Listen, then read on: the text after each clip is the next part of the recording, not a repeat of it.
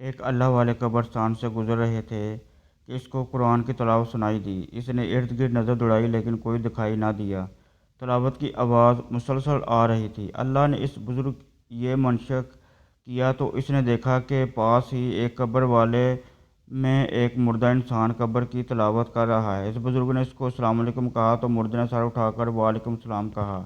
اس اللہ والے نے بزرگ نے پوچھا کہ ہم نے سنا ہے کہ مرنے کے بعد کوئی عمل نہیں ہوتا، دو ہی باتیں ہوتی ہیں، یا سزا یا جزا، آرام یا عذاب، لیکن یہ نہیں سنا تھا کہ قبر میں بھی ذکر و اذکار، تلاوت و تسبیح کرنی پڑتی ہے، اور آپ تو ماشاءاللہ قرآن پڑھ رہے ہو۔ مردے نے کہا جو انسان وفات پاتا ہے اس سے سب سے پہلے 3 سوال ہوتے ہیں۔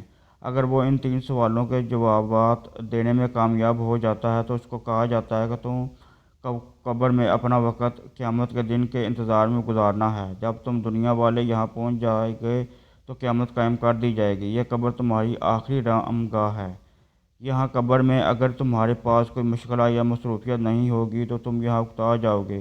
اس لیے تمہارا پسندیدہ کام جو دنیا میں تم کو اچھا لگتا تھا تم وہ بتا دو، تم کو یہاں اس کی اجازت مل جائے گی۔ میں تو دنیا میں قرآن کو محبوب رکھتا تھا، لہذا میں نے ان سے کہا مجھے قرآن پڑھنے کی اجازت مل جائے تو میرے لیے بہت کچھ ہے، اس لیے مجھے یہاں قرآن کی اجازت ملی۔ میں نے قبر 70,000 قرآن ختم کیے ہیں۔ میں آپ کو 70,000 قرآن دیتا ہوں، آپ بس اوپر سے ایک سبحان اللہ کہہ کر مجھے اس کا ثواب دیں۔ اس بزرگ نے جب یہ سنا تو سوچا کہ یہ تو بے حد سستا سودا ہے، ایک سبحان اللہ کے 70,000 قرآن کریم کا ثواب ملے گا۔ تو اس نے مردے سے کہا آپ اتنا سستا کیوں کر رہے ہو؟